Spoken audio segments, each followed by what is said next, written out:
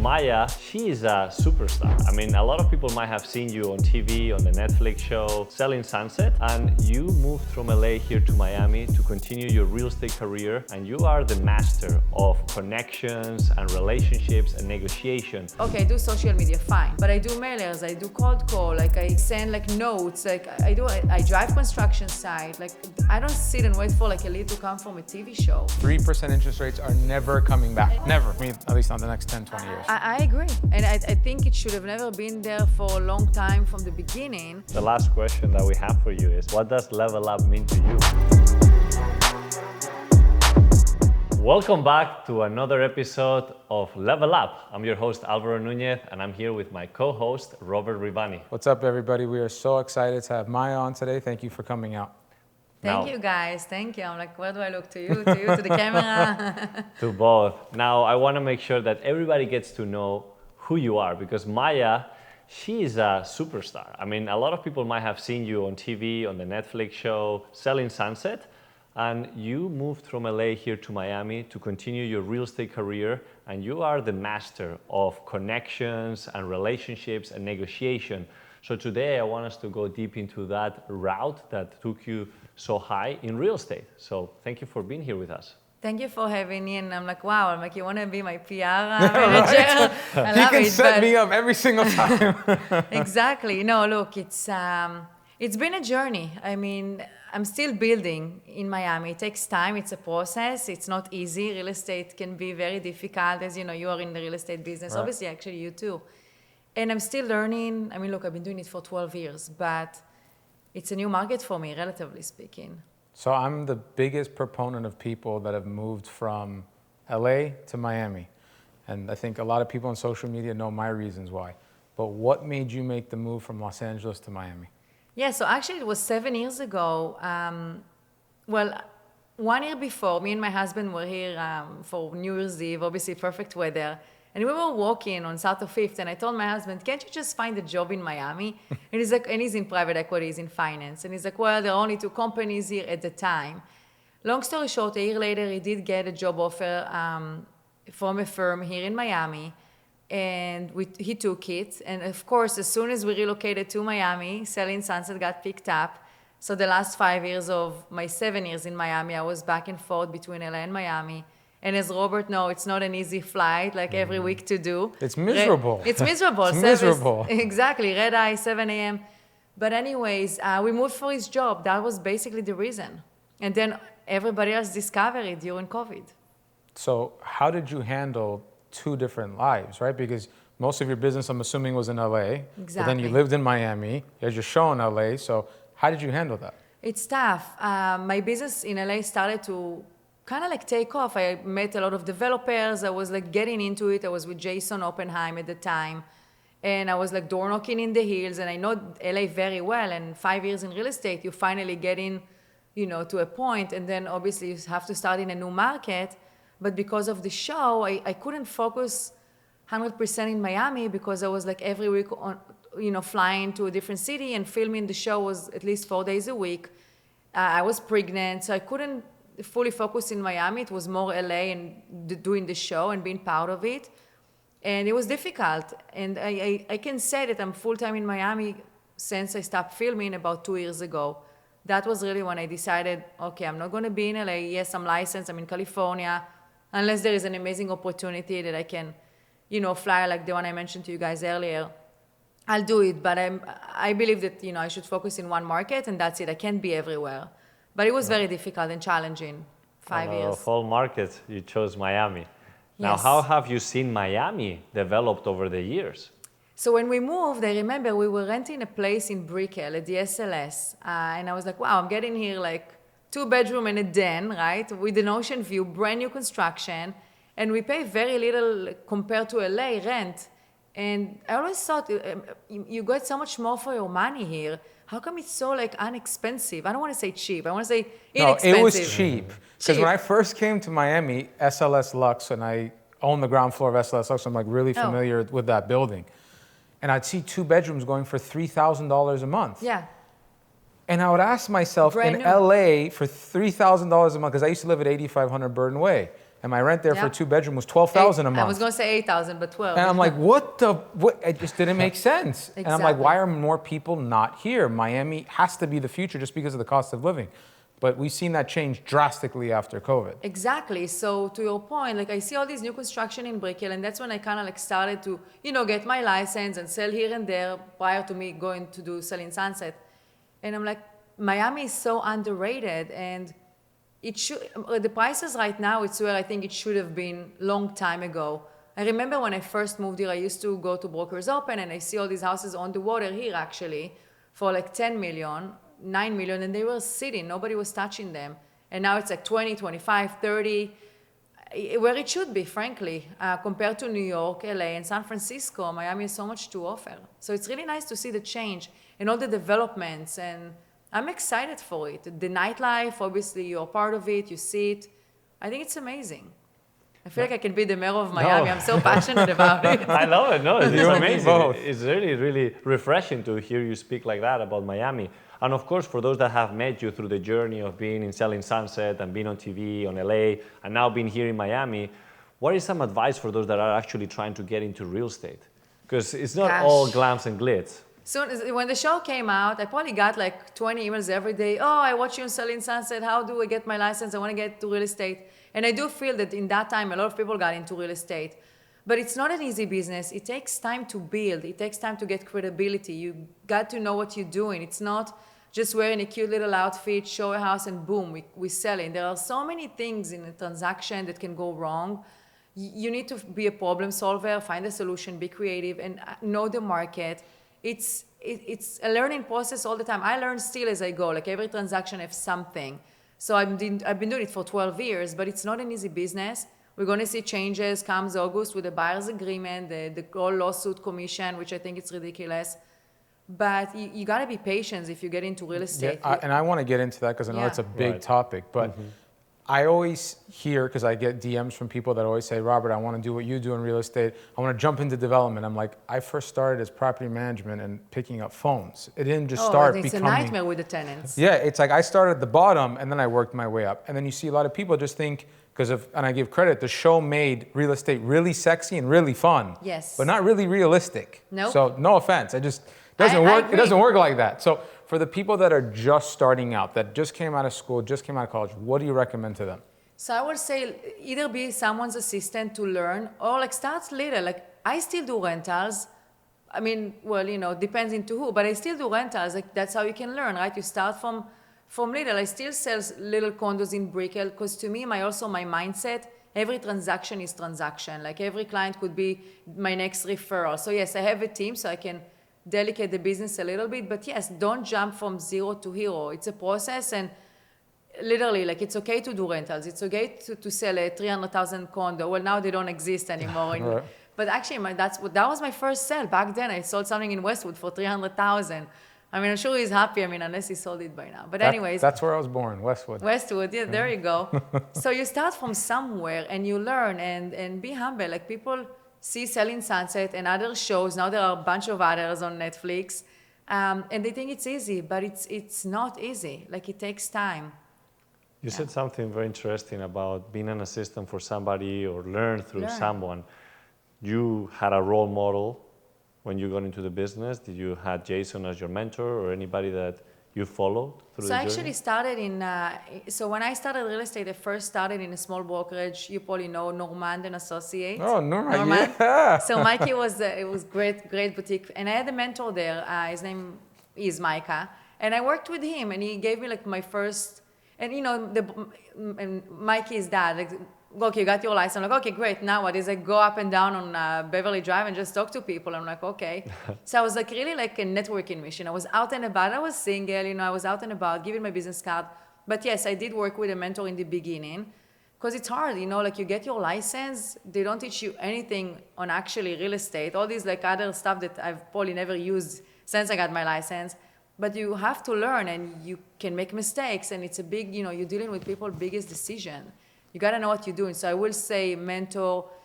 I mean, KW offer a lot of classes and training. You can't just go right to, how you call it, the Lions? Lions Den? Yeah, that one. Yeah. So, I mean, if I'm hearing you correctly, and this is what I always tell people, knowledge is the most valuable thing out the get-go. You can't just jump into the lines and, like we just said, and say, I'm going to be a broker. You need to learn what you're talking about, especially if you're trying to get to that next level, because your clients will fish that out. They'll be like, well, how knowledgeable is this person? What's your history? What's your track record? And being able to tie your name with people from the beginning and saying you're working for a top-tier broker, even if you're an assistant, that starts to set you up. At least that's what I always recommend to people, that start putting your name to other people and building blocks. 100%. And it's to your point, knowledge. You gotta know. I mean, I used to go to in LA and also here like Caravan every Tuesday. Like you want to learn the inventory, even if you don't have a buyer. Like see, what's going on, what's selling, what's spending, price per square foot. Check the MLS multiple times a day. That's what I do. You want to learn because everybody look online. Everybody see on Zillow what's going on. If there is like a building and you want, someone wants to buy a unit at the SLS, but then all of a sudden, there is an office building in front of you that they're going to mess up the view. You got to know that stuff. So learn, read the news, read the Wall Street Journal, Real Deal, which now they post other things related to real estate, a little bit gossip, but be knowledgeable, read. And I think that back to what Robert is saying, knowledge is very valuable if applied properly. I think that a lot of people are too consumed on getting a lot of information and they don't put it into action. And right now, as we see Miami real estate evolving so quickly and more people jumping into it, I feel that right now personal branding has played a huge role. I see a lot of newers doing great deals above those that have been 10 years in the business because they don't know how to brand themselves. So you, coming from now TV, have been able to master personal branding. So what are some advices that you can give for somebody to build their personal brand? I'm definitely trying to brand myself because, again, been doing it for a long time. But then only 2 years ago, I'm like, I don't actually have a brand because I was like with the Oppenheim group after. So it's like under Jason Oppenheim. Who am I? What am I? So you choose with like a logo, what you associate with. I like to be, I like it black and white, classy. So everybody have different brand and different idea. And then what you do with that. For me, people think, oh, she's from the show, she get all these clients. But sometimes it works actually to my disadvantage because people think I'm too cool, I'm too busy for business. So I got to actually prove to people, no, I'm in LA, I'm in Miami, I'm doing business. So I did billboard, I do the trolley, around the city. Like I do a couple of things. I've seen those, by the way. Yeah, I did I'm one like, in I South see you everywhere, South of 50 is not my farm that I'm trying, but that was the only availability. So I did that because it was around Art Basel, and I'm like, what, people will come here anyways and see it. But yeah, and I have like kind of like my logo, my slogan, if you want to call it, like from selling LA to selling Miami, because I am here, and people still think I'm in the show, still in LA, and they're like, oh, you here now? Oh, you're traveling? I'm here, I've been here, and it's a process. So I choose like a specific logo, kind of like what associate with me, simple, classy, nothing too crazy. Maybe for someone the logo will be blue and yellow, like. Mm-hmm. So how important would you say social media has been versus traditional marketing? I think it's important and it's free. Now it's very hard to detect for me like how much business I get from my social media versus online leads or other like cold call. Because I don't know if people that email me saw my social media post or just saw Selling Sunset and they're like, oh, let's just email her. I get those emails sometimes. My DMs are kind of crazy, so I don't always check my DM. It's very difficult for me to actually follow up on that, and I should. I had people who run my social media at the time, but it's hard to check my DM. Like it's a lot of followers, and now this whole thing that's going on in the Middle East, I have a lot of hate too, so I don't want to check my DMs. But I think it's important. I get a lot of that hate, death threats, and it all. Oh, it's bad.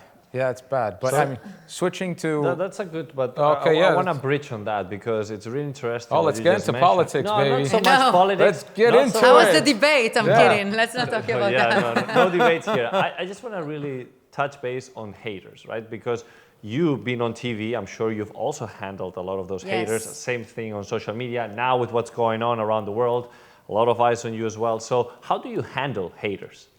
It's very difficult, right? Because people will hate no matter what. People will always say something. Even if you're the perfect person on TV, they will always have something to say.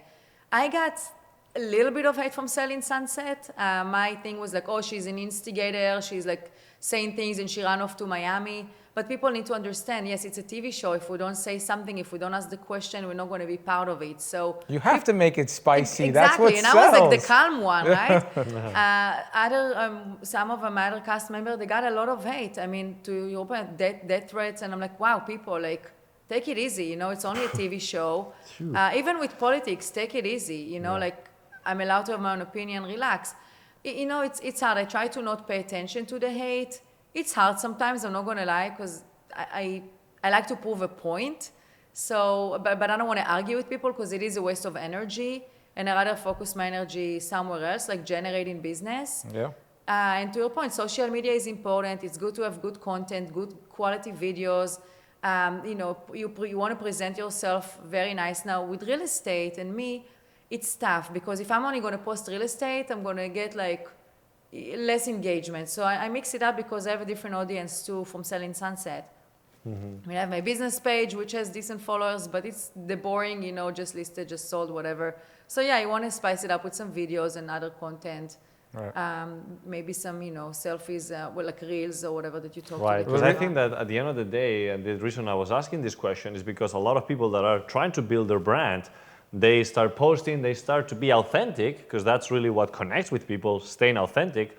But being authentic sometimes doesn't come across as everybody wants to see, and you start getting those hate comments. You start getting But it's also a double-edged sword, because if you are too much of yourself, then people start hating that. And if you try to pretend someone you're not, then you're not being who you want to be. So social media, for me at least, has always been a double-edged sword. There's a lot of hate, there's a lot of love. You just have to have really thick skin. That's exactly, but how do you get thick skin? That's the I just question. don't give a shit. Yeah, but that's you because you have a mohawk, a big beard. I mean, people talk so much crap about my home mohawk at this point. I'm like, all right, I'm going to make... Really? Why people care? Like they have nothing better to do. They're bored at home. God bless them. So all my haters, I love you. Keep talking shit. Honestly, It's like fun. I tell you what, I got a lot of hate because of the politics that's going around. But that said, the haters and the comments actually boost the algorithm too. Oh my God, so much. At some point, It's I was like crazy. replying So I to gotta someone, give like, my thank you for future kid a boosting. mohawk too then. Thank you for boosting my algorithm. I'm like, Right. I got You know, more views. it's funny because you said something that actually has been a game changer for so many people. I saw another person that was going viral on social media,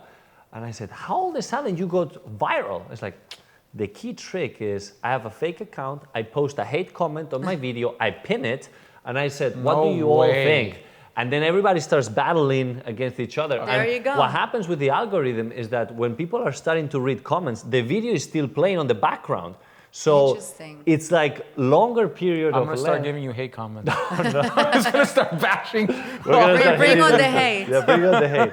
So you gotta look at it as an opportunity for growth, an opportunity to also take things with humor, because look, some of the comments that you get out there are ridiculous. You know what? It's like you in life in general, whether if it's hate on social media or rejection in life. I mean, real estate. I mean, I just before I came here, I did some cold calling, and yeah, some canceled listing kind of like gave me some, you know, hate. I mean, not really hate, but it wasn't like nice. But what am I gonna do? You know, then after we hang up, I actually I texted him, and I something that like very to the point, like price per square foot, and it is what it is. You get rejection, you get hate. You gotta kind of like brush it off, and maybe it stink for a little bit, and then you just move on. So do you feel, and I know this is a controversial topic, but do you feel like your religion has cost you business? You know what? It may. It may, because when everything happened in October 7, look, I grew up in Israel. It's not a fun place to be in the news right now, and people obviously like sympathize with one side or another. And no matter what I will say, yes, I mean, maybe I got hate, but I mean, look, I lost like 100,000 followers. It's no joke. It's a lot of followers to lose. Right. But that said, I mean, do I need like 1 million followers? I mean, I want like, you know, I want to have one seller, one buyer. Like, I don't care like for millions of followers. And frankly, I will say, I grew up in Israel. I know what terror looks like and what it feels like. So until someone doesn't live there and experience it, you know, don't learn from TikTok. Like, please, like, don't give advices. Like, I don't know what's going on necessarily in the world in other countries, and that's why I don't post about it, because I cannot say.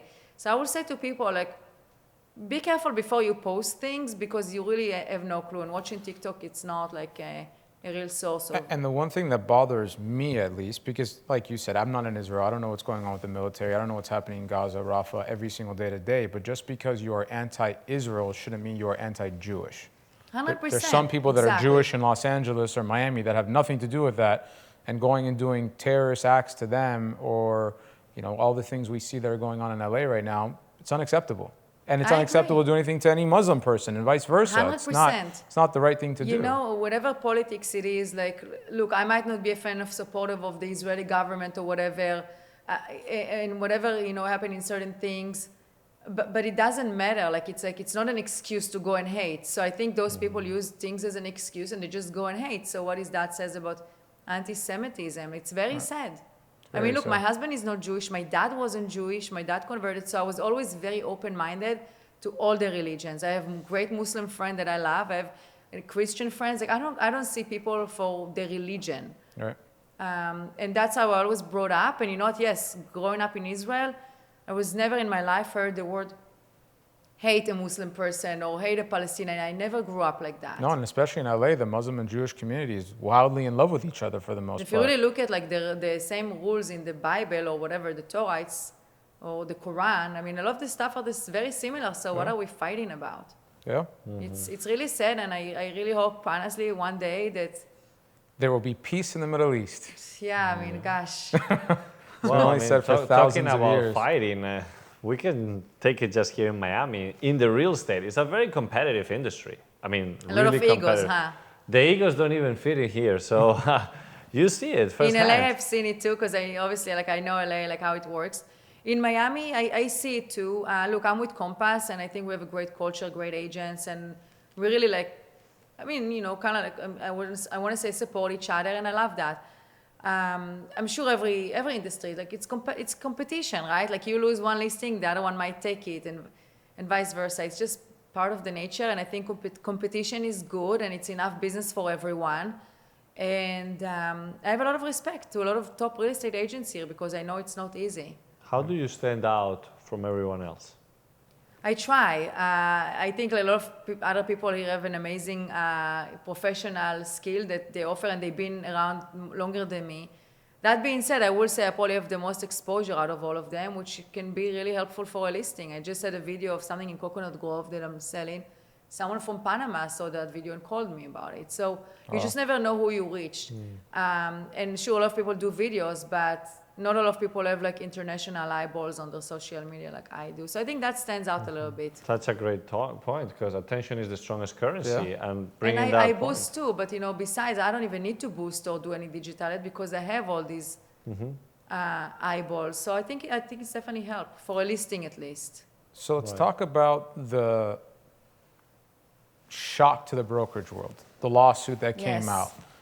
I'm not Crazy. directly in residential, so I don't know all the details, but I think for our listeners, they would love to hear what changed in the brokerage world with that case. And now they're going back and forth, because now the DOJ is not really happy with the settlement, which, all right, maybe by November we'll have a different DOJ, who knows. But regardless, yes, starting August, we have to have a buyer's agreement, an exclusive buyer's agreement, which I'm all for, because I work with buyers, and buyers are not necessarily loyal. Not the So I lowest. would love to have some sort of like exclusivity. But you also have to put a fee. Let's say that, you show them all these places. Let's say the only one place that doesn't offer a sellers doesn't offer a buyer's agent commission. What do? Because even if you have money, and I point to Robert, but if you have money, and I show you, like, I don't know, just saying $5 million house, and I tell you, okay, but my fee, the 2.5%, whatever 2%, it's like $150,000. I just don't see buyers cutting us a check, whether if you have money, whether if you scratch the 20% down payment. So I think that's the tricky part. Let's bring it back for a quick second. So you have to sign an exclusive agreement with the buyer. So the buyer can't get another broker. They have to work with you for a Exactly, certain and you can do it for one showing, you can do it for 2 showings, you can do it for 6 months. So that's good for brokers in that sense. In that sense, 100%. That's The good. tricky part is you have to, legally, from what I understand, is to disclose what are your fees in the event the seller doesn't pay commission. Got So it. I think that's the tricky part, because are you going to charge flat fee, like $1,000 for you driving around? Are you going to charge 150, 2.5%, 1%, 2%? Whatever fee you charge is going to be a conversation with your buyer But Are you why willing did they to do do it? this? Like, for example, I sold my house in Beverly Hills. The broker already had an agreement with me. If there's me alone, it's 3%. If there's a co-broker, it's 4%. We split it. What was wrong with that? Why did this become such a... Nothing, exactly. To your point, I think the whole part of making buyers paying commission, so some buyers might go directly to the listing agent, fine. But then I think the listing agent, generally speaking, have a fiduciary to the seller, and obviously they will want to sell, and maybe now they're going to do the double work for less fee. And sellers, to your point, why is this lawsuit? I don't understand it either, because the sellers, no seller is like forced to sell with an agent. You can do for sale by owner and deal with the crap. Good luck. And if you want to sell, then you can say, okay, I'll sell, but okay, 2% to you, 2% to incentive to the buyer's agent. You cannot. The commissions were always negotiable. Right. So I don't understand it. I will hope that we have enough professional here to not take a listing without some sort of compensation to the buyer's agent.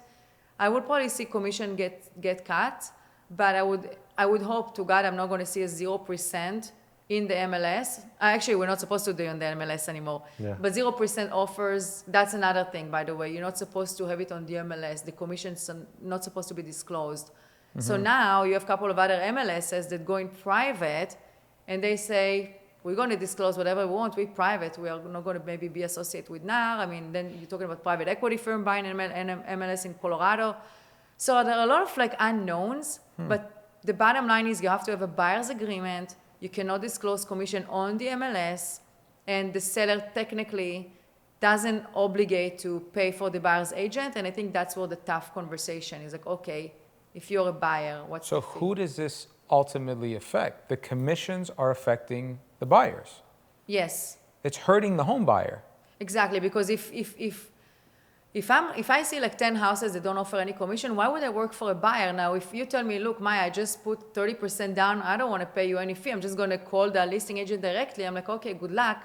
But I think it's tough. Look, you may be experienced in commercial real estate, but I work right now with a couple of home buyers. They never bought a property in their life. They need help. They need guidance. They need honesty. The listing agent obviously going to be honest as possible, but he's still obligated to the seller. So It's also the negotiation. That's the biggest thing I've seen. Well, it comes down to that. Yeah, a buyer's broker helps you get a better deal, because when you negotiate directly with a seller's broker, at least I feel, I've done it from time to time on my deals, I get it, but I'm an experienced real estate person. If I'm not experienced, I'm not going to know the tricks and the games and wait a day and make the person feel like they lost you and have your broker try to find the sweet spot. Like, there's value in that. Exactly, and there is so much ego in this business, right? So if let's say you go in directly to the listing agent and you don't connect with the listing agent, it can ruin a deal, really. So I think everybody should have representation, unless you're like some savvy real estate person who know what you're doing. But a lot of the time, so many things can happen in transaction. You have appraisal, you have inspection, you have like issues that arise, like last minute. Like it's not that simple as people think, because obviously they watch the show. And I wouldn't be surprised if that lawsuit came because someone watched the show and think the commissions are crazy. I think that honestly, this is, again, back to perception, right? You can look it up as an opportunity or as a struggle. I think it's an opportunity to elevate the game. And those that got their license to show their uncle a house are not going to be in the game anymore, because this is what we see a lot. 50% of agents are not even active. They're just like showing one thing and they're not providing real value. Right. Anybody can go see a house. Now, what Robert says is about really mastering the deal of negotiation. It's about finding the right property, but also negotiating the right deal. And when everything came out in the news with the lawsuit, I'm like, oh, great. Like now I have to like deal with buyers and like explain to them the whole commission structure and so on. And they might have to pay me. But to your point, then I'm like, you know what? Like there are too many people who are licensed who don't know what they're doing. I see the lack of professionalism here. Compared to, frankly, LA, because in LA, if I send an email, people respond. Here, they don't even check their emails. Scheduling showings, the pictures look like crap. I mean, it's so many things. And even the house quality, the house quality between LA and Miami, the build and the grandeur of the homes, I'm sorry, you can't compete with like Beverly Park, Bel Air, and those areas compared to Miami. It's another level over there. And the condos, I mean, they need to step up the quality, to your point, because I also sell a lot of like pre-constructions, and I'm like, it's, I seen like better product right now, because you kind of have to step it up if you want to sell a brand like Aston Martin or St. Regis, you got to do nicer stuff. So how have interest rates affected the market and your business? With this, I mean, I also deal with a lot of cash buyers, so some of them, you know, not necessarily looking at the rate, but yes, a lot of buyers are waiting on the sideline. They think the rates will go down, or they just don't know what to do and where the market is going. Generally speaking, I think that the property, from what I've seen in different, you know, little micro pockets here in Miami, if something priced well and in a nice condition, it will move. If something is overpriced, it's going to see, then you have to have a second conversation with the seller, and things are not moving as fast because buyers are not feeling this sense of urgency that, you know, to make a deal as of like 2 years ago. So one of the problems I'm seeing in residential is even if people decide that they want to sell, they may be fixed in a great mortgage rate that they got 5-6 years ago. That Like me. Yeah, it's like, I don't want to sell. And it's, even if I do sell, where do I move? Exactly. What do And I do? It's That's a big right. problem. I mean, unless you're talking about the ultra luxury places, like I'm sure the guy where we filmed the, you know, the podcast, he doesn't have a problem. He can probably be in Ibiza right now, and he's like, whatever, I'll sell, great. He's no. actually going to Ibiza soon. Oh, there you go. See, Ibiza. Ibiza with my Israeli accent. Ibiza with it. Anyways, but to your point, yeah, I'm in that position. We bought in 2019, thank God. But I'm kind of like staying where I am, like because the rates are definitely high, and it's a tough decision. Like, do you suck it up, the 6.7% rate? How much? What is the rate now? I High wish you six. could get that much. High In six, LA, yeah. when I owned my house, I was paying 2.5% on a 10-year fixed loan. If I'm lucky now on a super jumbo loan, I'm paying 7 to 7.5%. There you go. So I thought It's it was high six. three times as much just in interest payments. Exactly. So, and frankly, I don't see those times of like, I'm on a 3% rate. I don't see it coming back. I mean, unless we're going to some crazy market. 3% interest rates are never coming back. And you know what? Never. It was, and we got. I mean, at least not the next 10, 20 I years. agree. And I think it should have never been there for a long time from the beginning. Yeah. I think the sweet spot would be 5%. 5% would be perfect. Sweet, not too high, not too low. I get it. Like, Perfect. So once that's going to drop, but yeah, like it's hard. Miami became very expensive.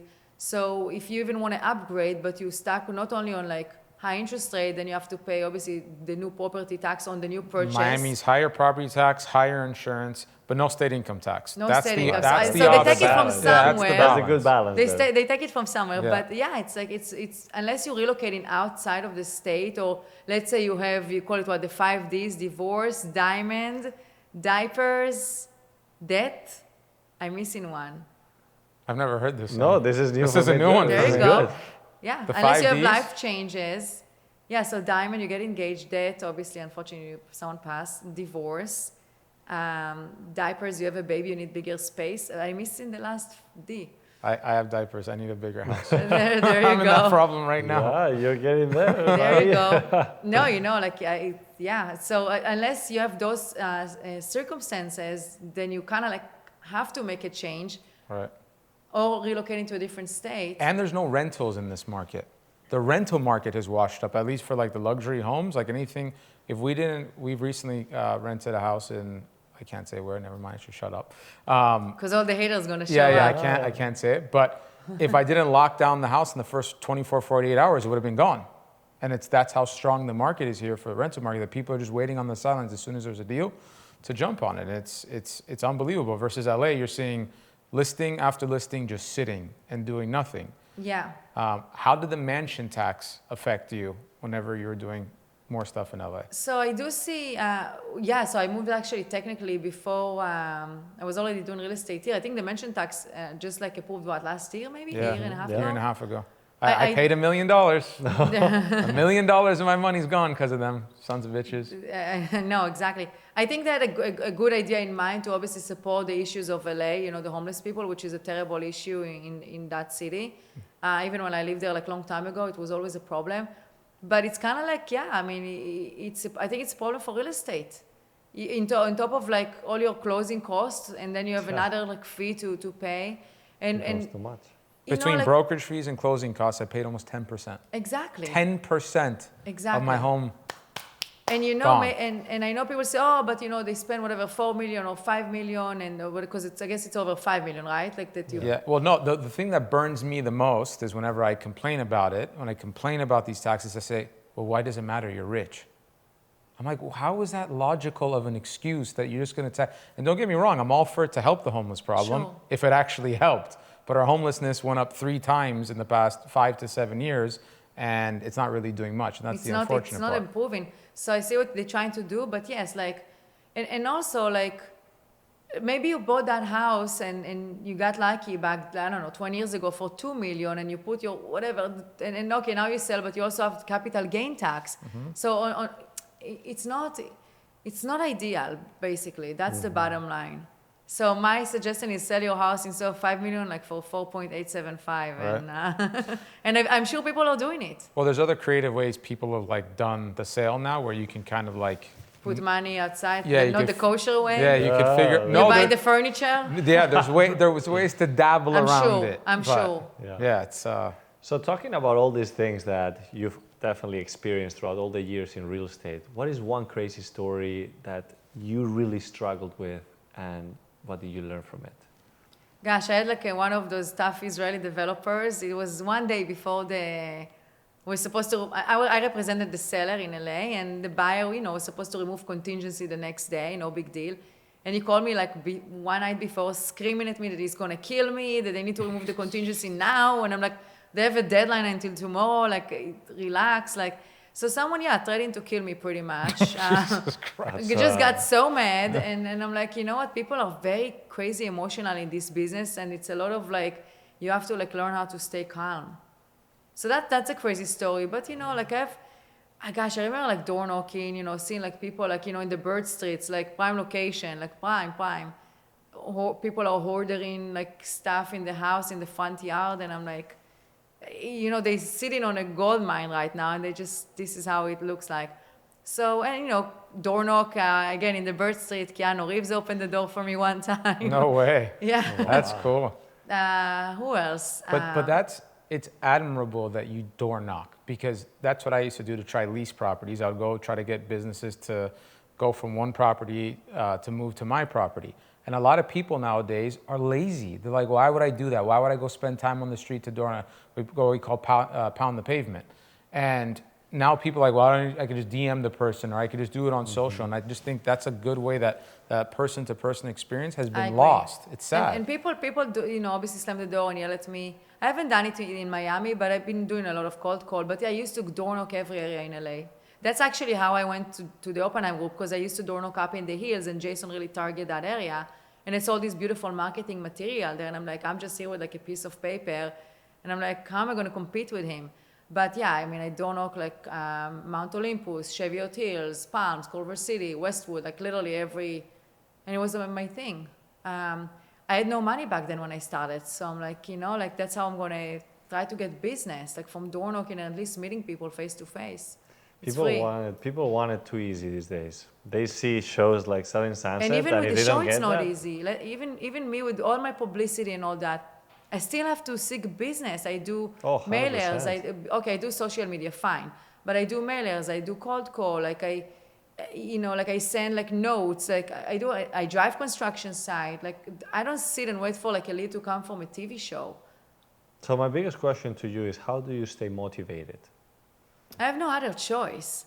Like I moved here when I was 21. I don't have a business degree. I don't have like something like a backup. Sure, I have my husband technically as a backup, but I was always working. I was always very independent because I'm just used to it. And if I'm not going to be successful in real estate, I have no other choice. Like what am I going to do? So I think that's what motivates me. And just growing up in a different environment. I didn't came from money. Like always like, you know, like work. So I just have that mentality. Even though I have a husband that I can probably like not work tomorrow if I want to. That's my point, because you I have a can family see, now, you have a husband that could take care of it, and you're still going after it. I mentally cannot do it. I can't. I mean, even that's why I think that's why also like if I do a rental for $5,000, which we all know it's not really commission here, relatively speaking, 2 real estate commissions, and a sale for like $5 million, my mentality to treat the clients is just the same. So how do you, which I think is the most important thing for people that get more advanced in their career, How do you handle work-life balance? It's difficult. I have 3 kids, right? That's why I told you I cannot be like at 4 o'clock because the camp ends early. I love my kids, and I don't have nannies, so they're all in like daycare. So I have 1-year-old, 5-year-old, and 4. And from like, I wake up early, right? I wake up at like 5:30. I go to or 6 a.m. Go to the gym before everything. That's how my mindset like going. Got my workout out of my way. Get the kids going to school with my husband, of course. By 9 o'clock, I can focus until at least 4:35. Then I got the kids, and I'm like, dinners. Everybody know that they have toddlers. Like, give me this, give me that. You just serve them like for like 4 hours. Granted, look, I had a phone call yesterday, like from these UK people, like important phone call. I muted and I was like on, and I had my kids. Not ideal, but I had to do it if I have to take a phone call and do stuff. And I have a team. So if I cannot do showings, yesterday, for instance, we have a small listing in Brickell. My associate was, she's on the listing. She showed it with me. I co-list with my agent because I cannot be everywhere. And I want to also be part of my family and my kids. Like, I don't think work is great and career is great, but time goes fast, and my son is 5 years old, and I feel like I just had him. So I think we're always in the rat race. We always want to accomplish and all that, but it's very important to take a moment and also know like that it's okay to not go crazy and maybe delicate the business a little bit to create some sort of like healthy balance. Right. But I did learn that I have to get up 1 hour earlier than I'm used to go to the gym, because again, my mentality, I can't go to the gym at noon. Like, I feel like I'm not productive. I don't know, like it's weird, but. No, that's amazing. Bravo to you. That's great. Now, I guess the last question that we have for you is, what does level up mean to you? Level up, I know. Level up is do everything that you do, but try to take it to the next level. So if, let's say, you wake up at 6 a.m., level up, technically wake up 1 hour before. If you ever set yourself to goals, read books, like educate yourself, like always aim to be more successful. That's to me level up. Just doing little things more than, and get out of your comfort zone. That's level up. Don't be comfortable. That's actually one of my real estate life coach basically told me a long time ago. Like, get out of your comfort zone. Do something that you're not comfortable. I hate door knocking, but I did it. So that's level up to me. I love that. Well, I'm sure a lot of the listeners here might have picked up a lot of golden nuggets to level up in their lives. So we appreciate you to being here with us today. Always look for more. Like, don't be stuck, And if you're stuck, then I don't know, snap out of it. Listen to something motivational. My saying always is stagnation is death. Nothing in life, if you're stagnant, you'll ever get to the next level. If your blood is stagnant in your body, you will die. You That's just have very to true. constantly be moving and going. Yeah, and that's what keeps me going. I get energy from that. Think about it, if you just like on your couch watching TV, like, you're gonna get tired. You're not gonna have energy. All right. That's so true. We just gotta jump out of planes every week. Hey, listen, whatever does the trick, right? I said life begins on the other side of fear, so always do what you're afraid Yeah, I don't know of doing. about that. Yeah, I can't do that. I can't. I'll be stagnant on the floor. Exactly. Thank you. I'm boring in that sense. I'm like very like. Oh, I love it. Well, thank you so much again for your time. Thank you for coming out. Thank you for having me, guys, and go level up. Yeah. Level up. Amazing.